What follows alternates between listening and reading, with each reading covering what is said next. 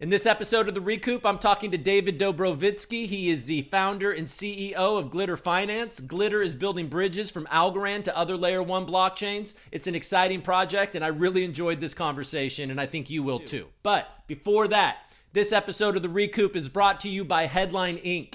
Headline is building essential Algorand ecosystem tools like Algo Swap, Pipeline UI, Algo Cloud, Algo Pay. They're building DAO tools. They have Algo Glyph. It's live on Algo Gems right now. It's an exciting project, folks. If Algorand needs it, Headline is building it. They stay ahead of the curve, and I'm happy to have them as a sponsor on the ReCoop. You got it? All right. So without further ado, David Dobrovitsky from Glitter Finance. Hey everybody, welcome to the ReCoop. I'm Cooper Daniels, and I'm a guy that knows a little about a lot. And today I'm with David Dobrovitsky. He is the founder and CEO of Glitter Finance. How you doing, David? Doing good. Thank you for having me on, and congratulations on pronouncing my last name correctly. I know. Look, the first try. How about that? I know. I was super impressed. You're like, wow, I can't believe you actually did it. Absolutely. Look, hey, so I've been talking to some of the guys online, and a lot of people are really excited about Glitter Finance, and so I'm really excited to have you on and learn more about it, and so everybody else can learn about it, and I can learn about it. And but before we get into that, how about we just talk a little bit about you, how you got to crypto, blockchain, Algorand? Sure, sounds good. Let's go. Yeah. Let's do it. So how did you find your way to cryptocurrency and blockchain technology? Yeah, it was so basically I was working as a business development guy for various technology, highly engineered products for quite a while. Mm-hmm. Basically, it was always products where I could sell them, I could find the right place in the market to place them in. But I would always need the engineer, the great technologist behind me to be able to basically describe the product and really, again, effectively sell it. Again, these were highly engineered products. And so eventually, living in the Boston area, I was recruited, by a major blockchain marketing company out of Eastern Europe. Okay. They were looking for a way to connect to English speakers, basically. And I'm a fluent Russian speaker. I was born in Moscow. So they reached out to me asking me to help them, connect to the English-speaking audience, which they really couldn't do very well. Right. And so I accepted, and it was kind of like a very weird first stage because, frankly, I didn't understand what blockchain really even was. Right. In fact, I was so kind of overwhelmed with it at first that I actually had my wife look it up online because I was so scared about selling it, and then explain to me what the heck it was. So you were looking at this and you're thinking, I don't know how to explain this. So you're like, honey, what is this nonsense? So anyway, I eventually, once I came to my senses and figured out what it is I was actually working with, I started to work as a CBDO of that marketing agency, develop my own network. Eventually, I decided to branch out on my own. I had a company in London, UK.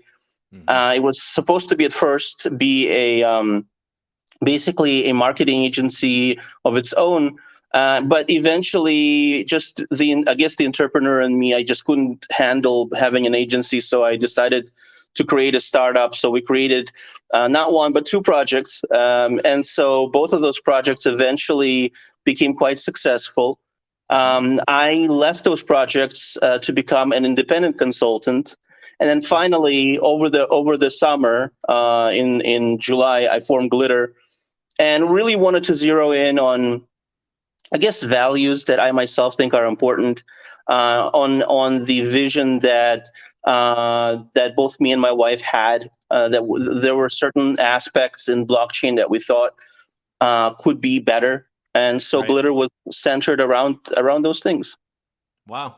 So, I mean, that makes a lot of sense to me that you have a bit of a marketing background, because Glitter Finance, I mean, I feel like you tap right into what is great in crypto, is color and glitter. I mean, I feel like there's Yeah. a lot of projects on Algorand that are branded really cool, like YLDY and Tiny Man are also branded really cool. So, I mean, Yeah. starting there with Glitter Finance, that's awesome. So, okay, so what were those things that you noticed that needed to be fixed? Right. So again, when you go into blockchain, you find that a lot of the people in blockchain are brilliant technologists, um, highly skilled, highly talented mathematicians. These are the creators. For the most part, these are the people that create our sector, that drive our sector. But very often you also find that the people who are talented in this way don't necessarily have an easy time connecting with normal people. So Right. if we're talking to those people connecting to just a soccer mom in Oklahoma City and creating a product that she would be able to use, Right. that becomes difficult, Yeah. And so from my part, working in blockchain, even a year ago or a year and a half ago, my thought was, why is this so hard?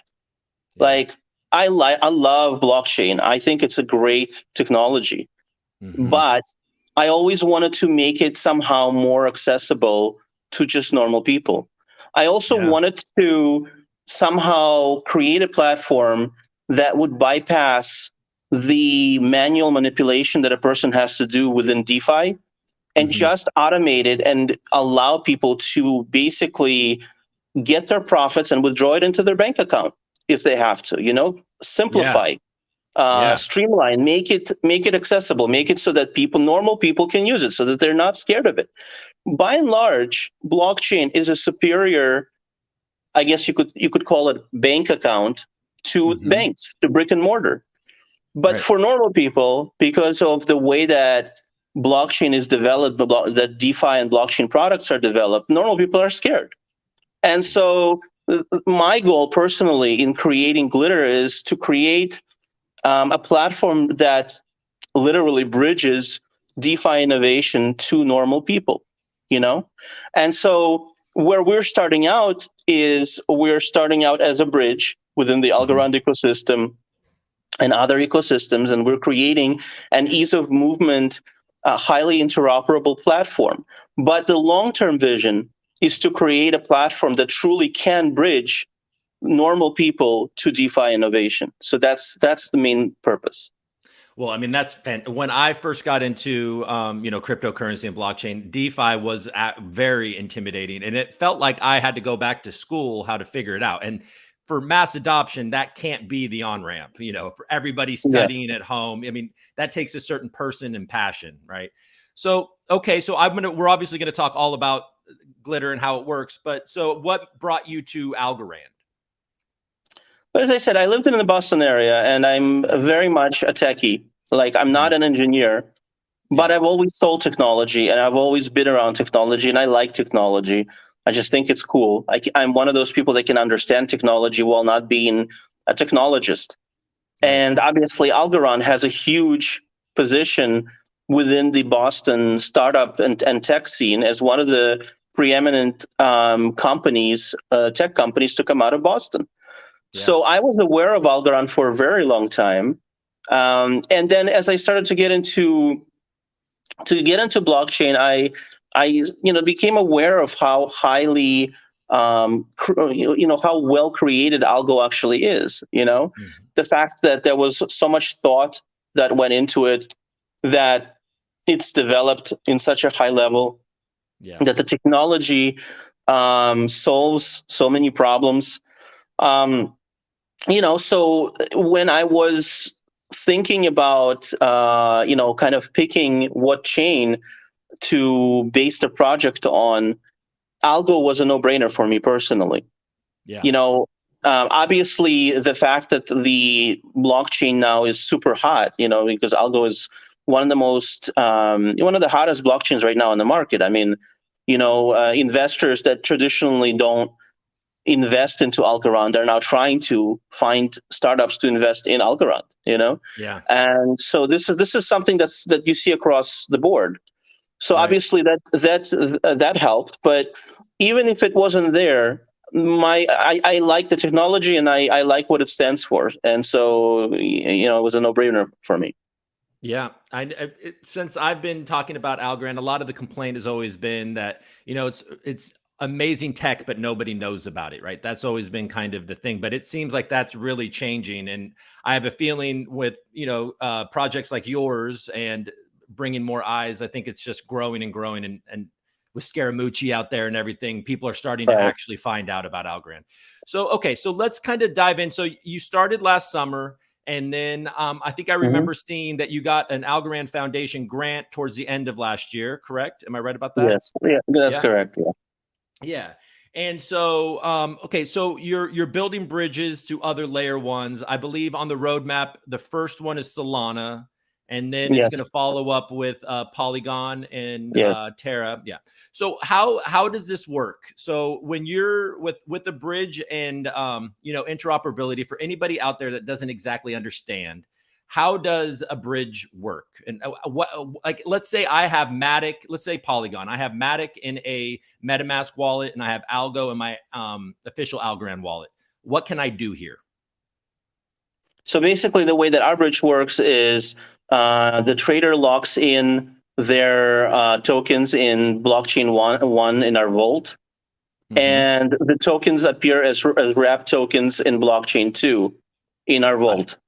Right. And basically, the wrapped means that they're translated into the language of the second blockchain, so that the blockchain doesn't think that these are, let's say, foreign entities that it can't process, but it thinks that this is just a normal token from its ecosystem. You know, Right. so this is Yeah. so in a way it's like a Trojan horse, or in a way you can call it a translation. You know. Yeah. So basically, so if I have Algo, I can deposit into your vault, and then I can wrap that Algo into something that is read on Solana, and now I can take Yeah. part in the Solana DeFi ecosystem with my Algo. Yeah, I mean Yeah. the glitter bridge wraps the tokens in, basically to make it acceptable to Solana. If it's an Yeah. algo, it becomes wrapped algo, within the Solana ecosystem that Solana now looks at as a, Solana token. Right. I mean yeah, it's pretty simple. So these vaults, and is this an opportunity for Glitter to, like, when you have a vault full of all of these Algo deposited or whatever you're wrapping from the Algorand ecosystem, is that an opportunity for Glitter to make some money? Like, are you able to use that money what's locked in those vaults in order to earn yield on your side, or is that how that Yes. works? So Yeah. so we look, we did include advanced bridge architecture in our Right. design. Mm-hmm. And what we ended up doing is we unlock the vault and Mm-hmm. allow the redeployment of those wrapped tokens Mm-hmm. into integrated yield pools. Right. Meaning these yield pools are not created by Glitter. We whitelist and integrate existing yield pools in our bridge architecture to allow us to basically redeploy synthetic tokens or wrap tokens created by the Glitter bridge into those yield pools, creating profit for the trader. So Oh. so this is not standard bridge. The way this is not a standard way. The way classical, I guess, wrapped token bridge architecture works. It's just something that we developed because we wanted to create an investment platform out of the bridge. Basically, Got we it. wanted to create an evolved bridge. We wanted to create a DeFi 2.0 platform.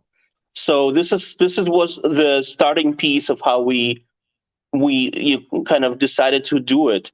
And later on we also decided to add AI and algorithmic trading, Mm-hmm. again, to create a much more intuitive advanced platform, maybe moving away so much from the manual aspect of it, and working to create a platform that kind of can respond to the needs of traders, be more comfortable, be more streamlined, be more automated. Got it. So it's not just a bridge. You guys are going to integrate actual yield pools on each Yeah. side of these bridge, and so you Yes. can choose to partake in those, or you can go into whatever wherever else you want on the blockchain, but you're both things. Is that how that Yes, works? yes. Yeah. You can choose to redeploy the tokens. I mean, we're also going to have a staking option as well. Obviously, Yeah. nobody's going to be forced to use any of these. Yeah. You can use Glitter as a traditional bridge. Yeah. But from our point of view, we wanted to create a platform which limits risk for the trader, limits the exposure of your tokens, where you don't have to send out your tokens necessarily to other places after you bridge them, which increases the amount of transactions, which increases the amount of risk. Yeah. With our platform, we will actually do risk analysis on any yield pool that we integrate. So what that means is for just basic traders, for normal people, when you are using our yield pools, you know that there already has been a team that looked over the risk analysis and the profitability of that yield pool. So does it cut down on the risk a trader faces? Absolutely. Yeah. Were you at Decipher? Did you go to Decipher, or did you watch it? No. So there was a talk at Decipher about Algorand being the chain of chains, and there seemed to be a bit of differing opinions on the panel. There were certain people that Algorand is the chain of chains, and one of the gentlemen on the panel, Adi, I believe his name was, he was very pretty passionate about the security risks of bridging. What does Glitter do to mitigate these risks, or what? I'm not a technical person here, so I'm just trying to understand, like, what are the risks of these bridges, or how is Glitter addressing that and is going to be secure? Right. So, we if Algorand is a chain of chains, we think of ourselves as a bridge of bridges. So, no, but I like it. I like it. no, but look, in all seriousness, interoperability does come with risks. There's always bad actors. Some of them are very talented and should probably focus on doing other things that would bring, positive things into the world. But, we know that that's not how human nature works sometimes. For our part, we have really good developers. We're doing 3 audits instead of 2. And in terms of, basically giving you a very, very thorough picture of technically what we're doing, in order to kind of make sure that we're extremely safe, I would say that I would need my principal software engineer here to explain that, because I'm a business guy, I'm not a technical guy. However, I will say that we are doing 3 audits. Our principal software engineer is an Algorand champion that works with the Algorand Foundation, has a ton of experience auditing code. We're getting a second audit from the developer who works directly with the Algorand Foundation as part of our grant. And I'm hiring a third party to, dig in our code as long as necessary to find that, whether we have any vulnerabilities. So as a business guy, this is as much as I can do. And I think that it's going to create a very, very secure product. But again, yes, if somebody's like an evil genius, you never know. But we can do whatever it takes to make sure we're safe. Well, yeah, and you see it that DeFi and cryptocurrency and everything, it has risk. Crypto.com recently exploited. There's examples of exploits. Coinbase. I mean, come on, it's Coinbase. Yeah. So forget about DeFi. This is a $1 billion company listed on the stock exchange with the best tech available, the best developers available, paying those guys God knows how much, what kind of salaries, and they got hacked. So we are going to do everything in our power to make sure we're safe. But there has to be also an understanding that, anybody can get hacked. I mean, the federal government can get hacked. So that's just the way things work. Well, yeah, I saw on the news recently, the United States basically admitted, hey, if they try to get us, our only thing we can do is retaliate. That's it's like it's like basically saying we can't stop it. We can just, do damage back. And so, look, everything. We're moving into a future where security is very important, and but it's definitely not perfect. Okay, so how you speaking of your team? How big is your team? We have around 10 people. About 10 people. Cool. And all right. And what else was I going to say? Well, there's a lot more actually. So you also, okay, so you mentioned two things that I just kind of want to talk about a little bit more. So the AI and the algorithmic trading. So what does that look like? How does that bring value? You know, why is that exciting? Look, the addition of AI, machine learning, algorithmic trading is really are all technical devices that that we want to add to make it easy to trade. You know, we want something to guide the trader, especially the novice trader, to make correct decisions, because making correct decisions in crypto is very, very hard. You know, I remember when I first got my first one of the grants I first got was the Matic coin from Polygon. Polygon is a great chain, and they were actually the first supporter of the project. They sent some Matic coins, and it really jump started us. Right. And I absolutely love them for the fact that they're generous, very generous people that support projects. Right. However, I can tell you it took me around a month to figure out how to get that coin out into either fiat or another coin where I could actually, I would pay people and they would be able to easily accept it. Yeah. And it's not that it's super difficult.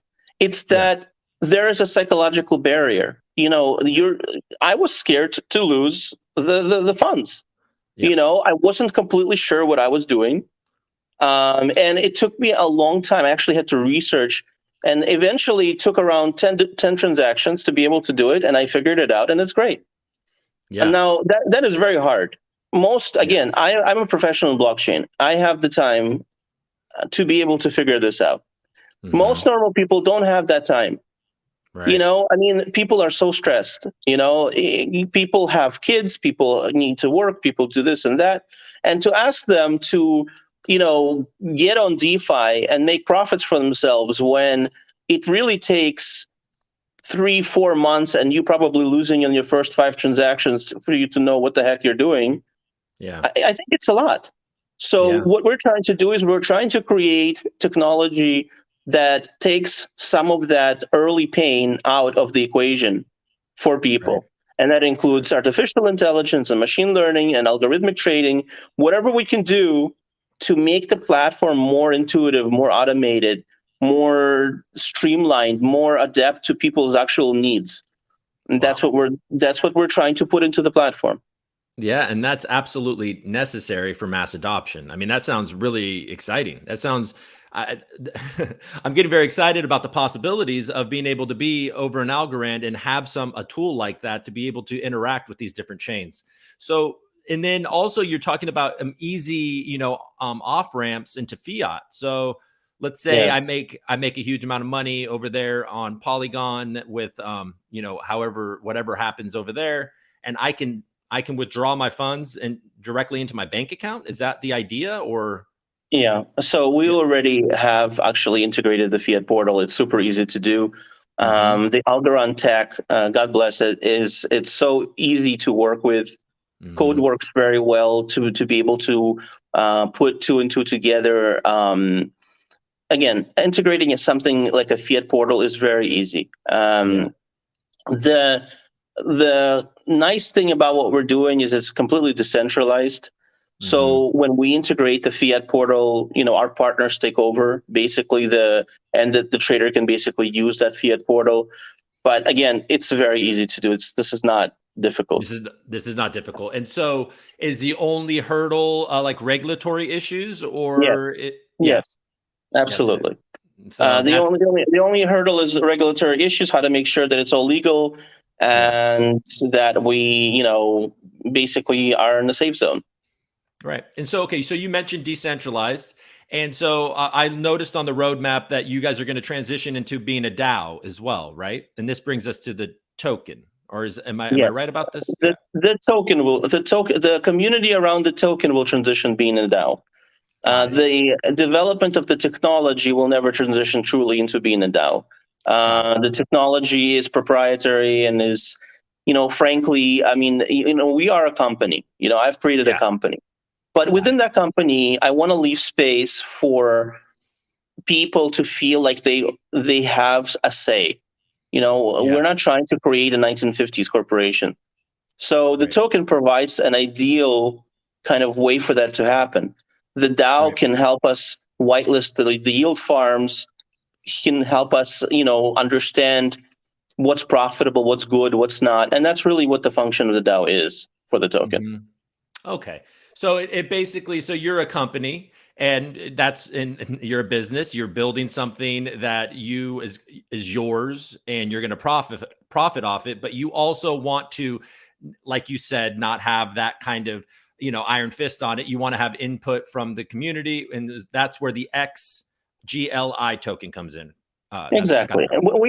We are a hybrid. I mean, I realize that not all of my contemporaries creating DeFi protocols think this way. Some of them really do eventually want the tech to develop by itself. From my point of view, that was never fully the vision of the company. So yes, the company will always remain a company. But the token itself will be let loose and will be basically controlled by the DAO. Got it. Okay, so let's talk a little bit about roadmap, where you're at. You said, so this began in the summer. I saw on the roadmap a lot is coming in Q1. So what I think Solana's up first, but how close are we to being able to use Glitter Finance on mainnet?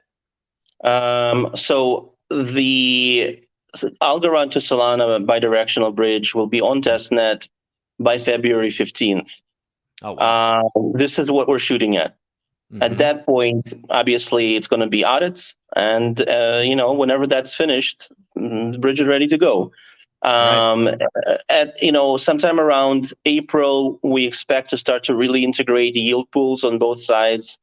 We're ready to talking to various protocols about that. And then closer towards the summer is when we're going to start doing AI, machine learning, and all of that. At the same time, the second that the Algo to Sol bridge hits testnet, we're going to start creating the Algo to Polygon bridge. So, yeah, I mean, it's going to be, we're trying to create rapid movement, rapid growth. For what we're building. That's great. And, we kind of touched on this, but, the reality is that Solana has a very large DeFi ecosystem, correct? It's more, huge. It's much further along than the Algorand one. So the potential benefit of this is pretty big, that invites a lot of people to be able to hop over and participate in YLDY and everything else that's going to be coming out. This type of behavior helps grow both ecosystems.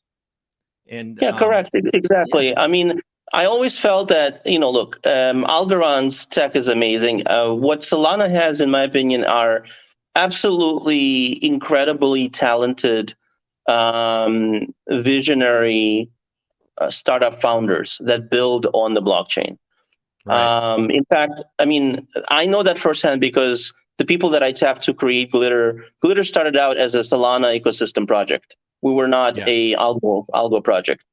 I eventually took Glitter, into the Algorand ecosystem as I really liked Algorand ecosystem. But many of the ideas used in Glitter that we're bringing into Algorand came from the ideas of very, very talented people on Solana. And so that's the advantage of Solana. So, when you start to open up Algorand to things like Radium and other incredibly, significant protocols created on that blockchain, I think you can get a very interesting mixture. You allow innovation to happen, and the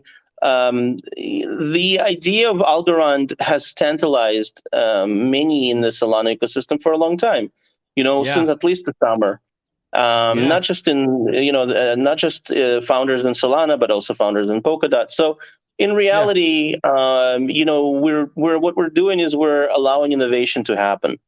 It's the intermixing of ideas and attitudes, and that's another thing that Glitter is about. Yeah, I mean, it's got to appeal to a lot of people that Algorand's never been down. Never, and the tech is obviously, and then yeah, it's a big thing, right? And that's an impressive thing. Also, it's unique to Algorand in a lot of ways when you compare it to a lot of these other layer one chains. Also no forks, Yeah, no forks. Yeah, also a lot of these different. Exactly. Yeah, and then you also have, like you said, that team in Boston is very impressive. So that's and so we need more people. And then also it's fun, if the options are limited over in Algorand and you can easily hop over there, that's also going to be exciting for the guys that love to play around in DeFi. So it gives opportunity and options for bridging. All right, we covered it.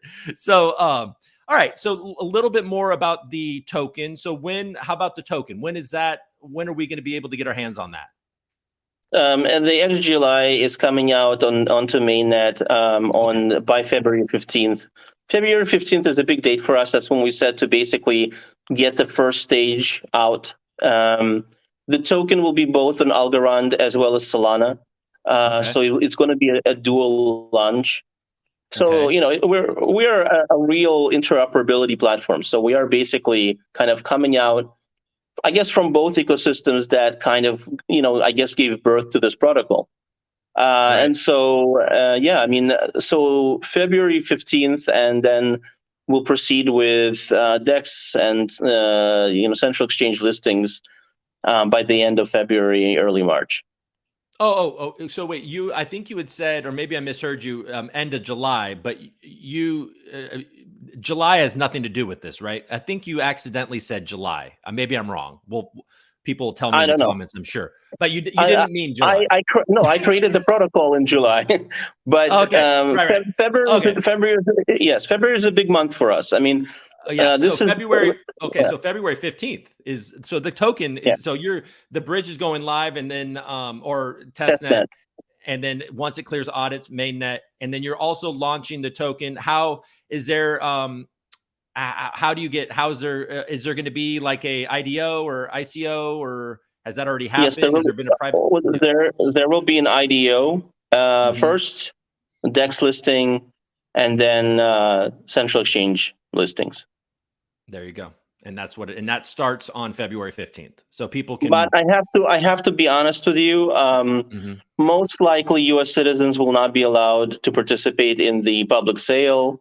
I'm sorry. I myself am a U.S. citizen, but we have to be safe, make sure that we're compliant, and all of those. Of course, wonderful things. Especially if you want. Yeah, no, of course. It's always U.S. citizens don't get to play. It's unfortunate, but and you also, especially with things like fiat off ramps, I'm sure you're not trying to you got to play by the rules. So no U.S. listing or no U.S. part of the IDO, but then it'll go on our DEXs and Solana's DEXs, and you'll be able to buy it after that, right? Yes, absolutely, yes. All right. Well, I think that, and then you also have Terra. You have Terra on the roadmap as well, right? That'll probably come after Polygon. Yeah. Yes. Terra is a tantalizing prospect because of the derivative products that they offer, the derivatives of actual stocks from the Mirror protocol.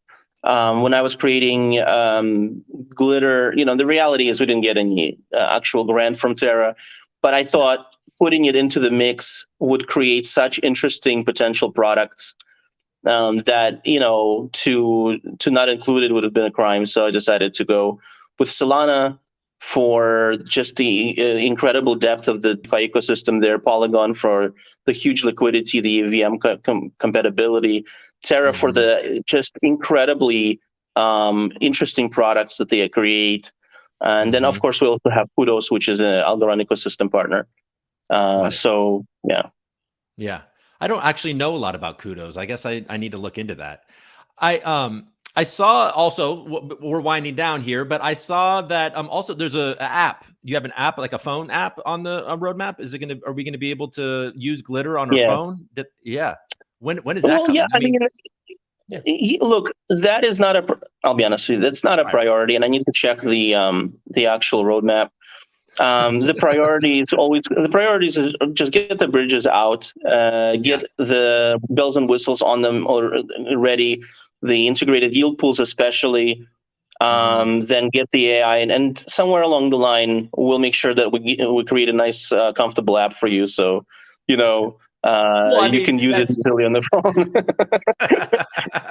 Yeah, but I mean, it goes along with the theme of making this very accessible, and I think that that's part of your vision, and part of what's going to excite a lot of people is the fact that you're going to be able to participate in DeFi and all of these layer ones, and be able to use it and make it intuitive and withdraw from it and just tap on your phone. I mean, all that stuff is going to be really cool. And it makes me, I'm looking forward to it. I'm looking forward to February. Sounds like there's a lot of exciting things coming on. Thank you. So, yeah, I mean, yes, it's a huge month for us for sure. Yeah. All right. Well, good luck on all of that. And I really appreciate you coming on the show. Did I miss anything? Is there anything that I should have said that I didn't, that we should have talked about? Or do you feel good about what we've talked about? No, I think we covered a lot. Oh, yeah. But if you can think of something, let me know. Yeah, right now, this is the time. This is the time. All right. All right. All right, David. Well, I really appreciate you coming on. Thank you for taking the time. Thank you so much. All right. Take care. I'll talk to you soon. All right, bye.